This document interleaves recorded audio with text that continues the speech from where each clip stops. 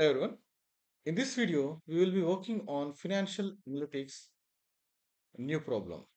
This week, we will be working on calculating estimated cash flows for a company, and we interpret how to calculate NPV and IRR values, and based on some sort of changes in discount rate and growth rate, how it will be impacting on internal rate of return IRR value that will be calculated, interpreted here.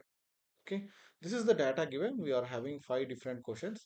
These questions should be addressed as a part of completing this task. First one is completing annual. See, we are supposed to create a spreadsheet estimate to disclose annual after tax cash flows based on this data given. Okay, the data is given over here, right? By using it, we are supposed to calculate that aspect. Okay, so how it can be calculated? Let us check the solution. Here you are supposed to discuss about what elements you are using in the process of calculating annual cash flows, right? A small discussion regarding that, what aspects you are using and how they are calculated. Each and every term, how they are calculated, that should be discussed. Okay, so based on the formulas used here, you will be understanding that. Say for example, annual depreciation, how we will be calculating it. So it's already given here, but this is the formula. What is it? C10 by C11. C10 is 350,000 divided by 7. It's the standard value that was taken. What is initial cost? Initial cost is estimated initial cost that is given. What is EBIT? That is already given value. And what is the growth rate of EBIT? That is 3%. So every year it will be increasing by 3%. So what we did? This value into 1.03%. Again, this value into 1.03%. So 1.03. So and again this value is this into 1.03. So what we did here, 1 plus 0.3% was taken. So every year the value that is in first year will be increasing by 3% next year. That will be increasing 3% by next year. This is how we calculated EBA based on the EBA growth rate that we should discuss. Okay. I'm sorry. Next, what are the taxes? Taxes is 30%, right? Here it is given that 38% is the tax rate. So whatever the value we are having here, on that we are taking 38%. So 38% is located in D10. See here, this is the area where the value is located. Okay. So this is tax rate and this is the value.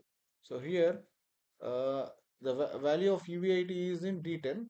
That should be multiplied with sheet 1 C16. So this is how we should select. Okay. So how the tax rate is calculated? EBIT into how the taxes are calculated? EBIT into the tax rate. Next, EBIT after tax. This will be EBIT minus whatever the taxes that we have achieved. Means 28,000 minus 10,000. So that we get these values. And what are the after tax cash flow values? So this is what we are having, 50,000 plus 17,000. This will be calculated from annual depreciation and EBIT after tax. When we add these two things, we get after tax cash flows. Okay, so this is how you should explain how each and every element that was mentioned in the table are calculated. Then you present this table using the formulas that are given in the document. Make sure you calculate everything on your own and ensure that the result is same. Like whatever the result that is provided here, that is same. Exactly you receive. Okay, by using these values, we will be calculating NPV value. So NPV value is by taking all these values and adding initial investment, initial cost, we can get NPV. So NPV, what NPV states? The value of 350, what it happen, like what is the value of 350 in next couple of years? Maybe after 10 years, what it will be. So the investment we made is 350,000 rupees. That should be overcome and the NPV should be plus. So what happens next year when this year came? 350 minus 67,350. Then we will be subtracting this. Then we will be subtracting this. So after a couple of years, after a couple of positive cash flows that we have received, what will be the after cash flow value. So after what will be the present value of the investment you made? Means, see, in this 350, you'll be subtracting all these positive values. When you subtract all these positive values, whatever the value that is created, that is the net present value. Means after 10 years, whatever the investment you made, how much money it is yielding. So that we will be calculating here. Okay, so anyhow, you can just cross check from internet what is NPV and how it is calculated and what is the formula that we use. So here we use the Excel formula to calculate it. Then we are supposed to interpret it. Usually the NPV value should be positive. So sometimes when for larger projects, the NPV value will be 0 or minus, but still when we compare two or three projects or whatever the scale it is, if you consider the present value, based on the present value, you can say which project is performing good. So the larger the NPV value, larger the possibility of selection, larger we can say that company is performing good. Okay. So a simple form funda. So next one is internal rate of return. Internal rate of return is whatever the investment you made. So on that investment, what is the return rate you got? Like within the after calculating all depreciations and everything, what kind of value you are getting? So this should be positive again. The internal rate of return should also be positive. Okay. From internet, discuss like what is IRR and how it is calculated. What is the formula? Please cross check with that one. And here we used Excel formula to calculate internal rate of return. This is a formula that I have used. Here, if you cross check, it is also same. Like the values, all the values are taken in sequence and we calculated it. Now we are supposed to interpret it. As it was mentioned to you, the IRR rate that is positive. So this should be positive. Sometimes the percentage of growth will be negative. Sometimes it will be negative also. So we don't consider negative values. So as the value is positive, we can say that the project is good. So the value is giving positive.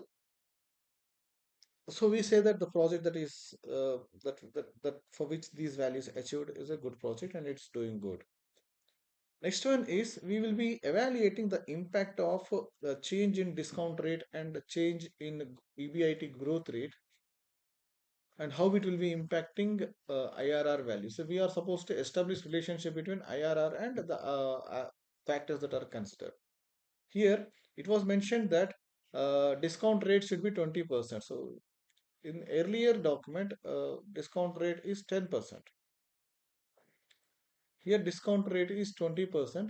So in all these calculations, we never used discounted rate. Okay, depreciation was a static depreciation that was considered, and there is no inclusion of discount rate in the calculation of IRR. So what happened? So the IRR value remained same. Okay, didn't change. So what will be the impact on IRR when we change discount rate? So it's nothing. Okay, there is no impact on the company. So we say like when we change discount rate to 20%, it is not having any impact. That you should explain in your own way. So try to elaborate the concept and explain it. All right. Next, we are discussing about growth rate, EBIT growth rate. So EBIT growth rate. So now EBIT growth rate is 8%. Earlier it is 3%. Okay. Earlier it was 3%. Now it was changed to 8%. So how it will be impacting, we are supposed to calculate. See, you can see that while calculating EBIT for the next years, we used growth rate of EBIT. So definitely EBIT has changed. Okay. So as EBIT has changed, the values after tax flow also changed and it created certain impact on internal rate of return. So you can see that when the growth rate is increased, the internal rate of return is also increased. There is a direct proportionality between these two elements. We say that growth rate of EBIT is having positive impact on internal rate of return. When the EBIT is increasing, the IRR value is increasing. So we make some suggestions like EBIT should be increased, EBIT growth should be achieved more to ensure that we get better returns for the company. Like that, you can elaborate it. Okay. So this is all about all five questions that I have calculated and addressed. So make sure you give enough theory from your side and include these calculations. So based on that, you can present your data uniquely. All right. This is from my side. Thank you very much.